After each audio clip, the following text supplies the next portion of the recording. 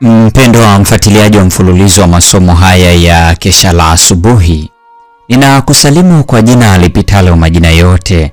Hili sio jina la mtu awaye yote, bali ni jina la Bwana wetu Yesu Kristo. Mwaka huu wa 2026 tumekuwa na mada nzuri inayosema Baba yetu anajali. Leo ni Mei Mosi na tunaenda kuianza mada nyingine kuu kwa mwezi huu wa 5. Mwezi huu tutakuwa na mada inayosema nipate kumjua yeye. Tuombe. Mtakatifu, mtakatifu, mtakatifu, Baba yetu uliye mbinguni, jina lako litukuzwe sana. Ninasema asante kwa ajili ya nafasi ya pekee uliotupatia watoto wako wa kiume na wa kike kuona mwezi huu wa 5, kujifunza mada hizi nzuri katika mwezi huu tena. Jina lako litukuzwe. Tunakuja tukiwa ni wanyonge, ni wadhambi na tusiostahili hata kusogea karibu nawe, lakini tunanyenyekea tukiomba uwepo wako udumu kuwa pamoja nasi. Tusafishe, tutakase na ukatuandae kwa ajili ya ufalme wako. Neema yako yatosha na pendo lako latubidisha. Kuwa nasi sasa na hata milele. Amina. Mei 1 ya mwaka 2026, mada ikisema maarifa ya juu hayatoshi. Mada hii imejengeka katika kitabu cha Wakolosai sura ya 1 ya 27, ambapo neno la Mungu linasema, ambao Mungu alipenda kuwajulisha jinsi ulivyo utajiri wa utukufu wa siri hii katika mataifa, nao ni Kristo ndani yenu, tumaini la utukufu.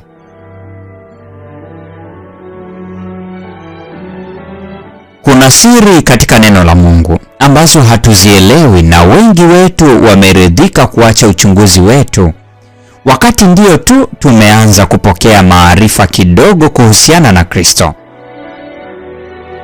Kunapoanza kuwa na ufunuo kidogo wa kusudi la Mungu akilini, na tunaanza kupata maarifa kidogo ya tabia ya Mungu, tunaridhika na kufikiri kwamba tumeshapokea karibu nuru yote iliyopo kwa ajili yetu kwenye neno la Mungu. Lakini ukweli wa Mungu ni mpana mno. Kwa juhudi za uangalifu wa hali ya juu, tunapaswa kufanya kazi katika mgodi wa ukweli ili kugundua vitu vya thamani vilivyofichika. Yesu alimaanisha kile alichokisema alipowaagiza wanafunzi wake kuyachunguza maandiko katika Injili ya Yohana sura ya 5 aya 39. Kuchunguza kunamaanisha kulinganisha andiko kwa andiko na mambo ya kiroho kwa ya kiroho. Hatupaswi kuridhishwa na maarifa ya juu. Hatutambui hata nusu ya kile ambacho Bwana yuko tayari kuwafanyia watu wake.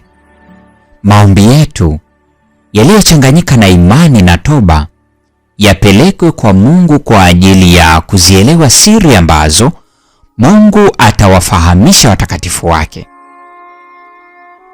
Kalamu ya malaika haikuweza kuonesha utukufu wote wa mpango uliofunuliwa wa ukombozi. Biblia inatuambia jinsi Yesu alivyobeba dhambi zetu na kuchukua huzuni zetu. Humo kumefunuliwa namna rehema na ukweli vilivyokutana katika msalaba wa Kalvari. Jinsi haki na amani vilivyohusiana. Namna ambavyo haki ya Kristo inaweza kutolewa kwa mwanadamu aliyeanguka. Humo hekima ya milele, haki ya milele, rehema na upendo wa milele vilioneshwa. Kina, upeo, urefu na upana wa upendo na hekima kupita maarifa yote vimefunuliwa katika mpango wa wokovu. Yeye atamanie ukweli moyoni mwake, anayetamani sana utendaji wa nguvu zake katika maisha na tabia, atakuwa na uhakika wa kuwa nayo. Anasema Mwokozi, heri wenye njaa na kiu ya haki, maana hao watashibishwa. Injili kama ilivyoandikwa na Mathayo sura ile ya 5 aya 6. Mpendwa wa mfuatiliaji wa mfululizo wa masomo haya ya Kesha la Asubuhi, leo ni Mei Mosi mwaka wa 2026, tukiangazia mada inayosema maarifa ya juu hayatoshi. Hapo kesho tupatapo nafasi tutajifunza mada inayosema Mungu mkombozi wetu. Neema ya Bwana wetu Yesu Kristo, pendo la Mungu na ushirika wa Roho Mtakatifu dumu kuwa pamoja nasi sasa na hata milele. Amina. Waogopa kifo, wadhani kwamba mwisho kuishi. Umetekwa na fikira mbaya, ondoa hofu moyoni.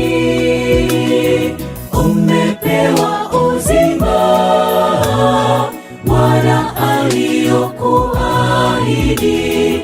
Utakula matunda mema, jikabidhi kwa Bwana. Neema tu, neema tu ndiyo tuliopewa tuishi. Neema tu, neema tu ndiyo tuliopewa kuishi.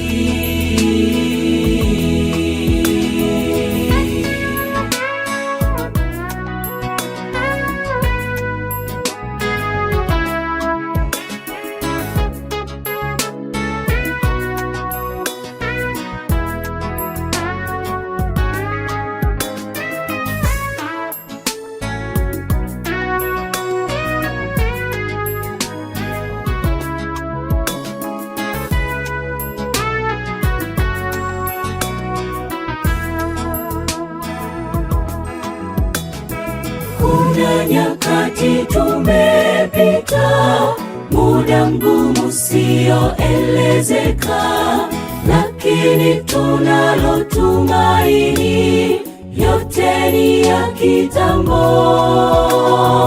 Tumetanga pasipo dira, hatufahamu tunakoenda, lakini tunayo faraja kuu, Bwana ni mkombozi.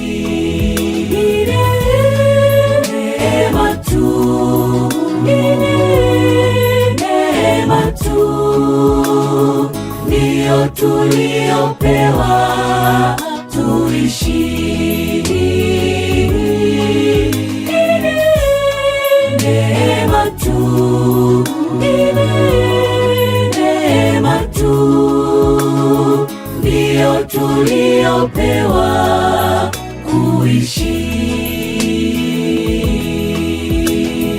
Mpango wa Mungu wa ukombozi ulikuwa mwema, akashuka duniani kumtafuta wanadamu. Aliacha vyote, enzi na utukufu, aliacha vyote, enzi na utukufu.